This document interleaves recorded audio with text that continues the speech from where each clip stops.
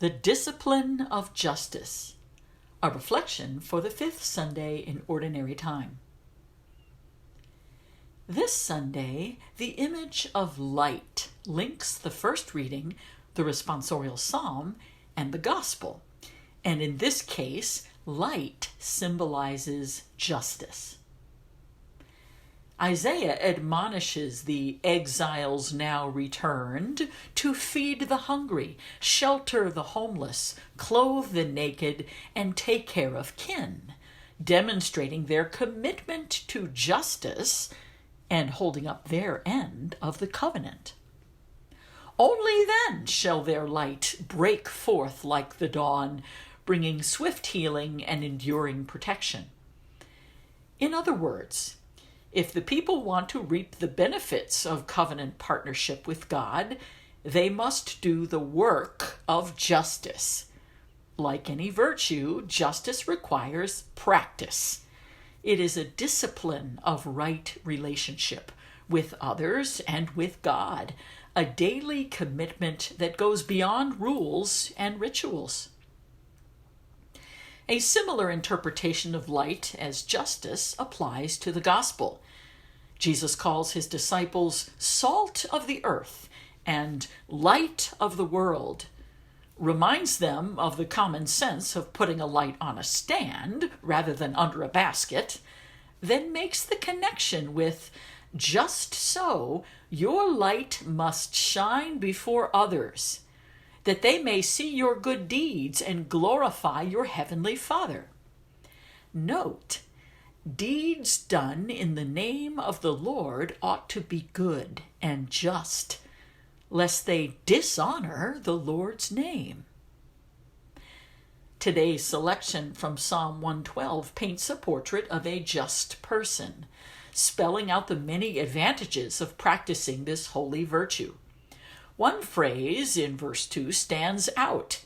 His heart is firm, trusting in the Lord. This short sentence provides a key to just living. Trust in God. If we circle back to the verses in the Bible that precede today's first reading, we get a sense of the situation that prompted Isaiah's admonition. First, we hear from those who fast to gain God's favor. Why do we fast, but you do not see it?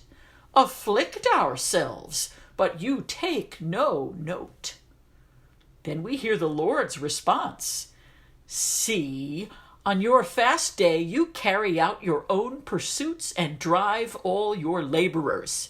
See, you fast only to quarrel and fight and to strike with a wicked fist. Do not fast as you do today to make your voice heard on high.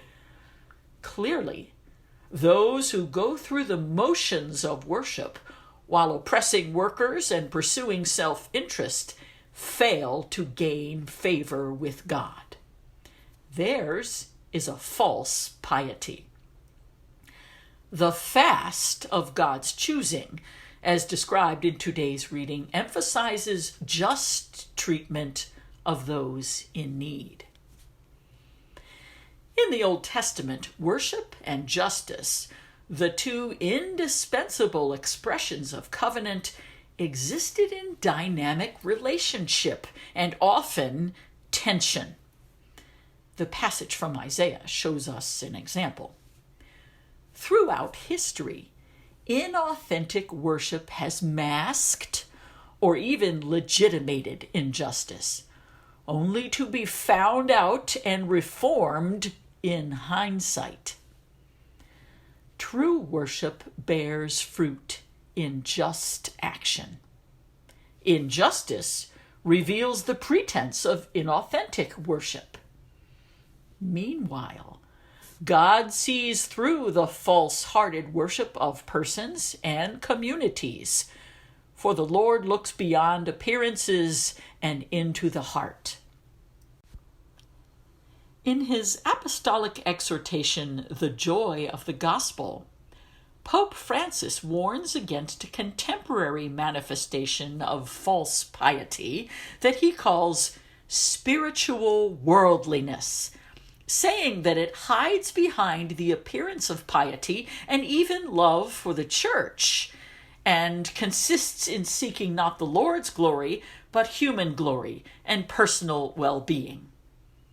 In one of several examples, he says, "In some people we see an ostentatious preoccupation for the liturgy, for doctrine, and for the church's prestige, but without any concern that the gospel have a real impact on God's faithful people and the concrete needs of the present time." His prophetic words sting, just as Isaiah's did. Like our ancestors in faith, we too must put our worship and piety to the test, asking, does it bear the good fruit of justice?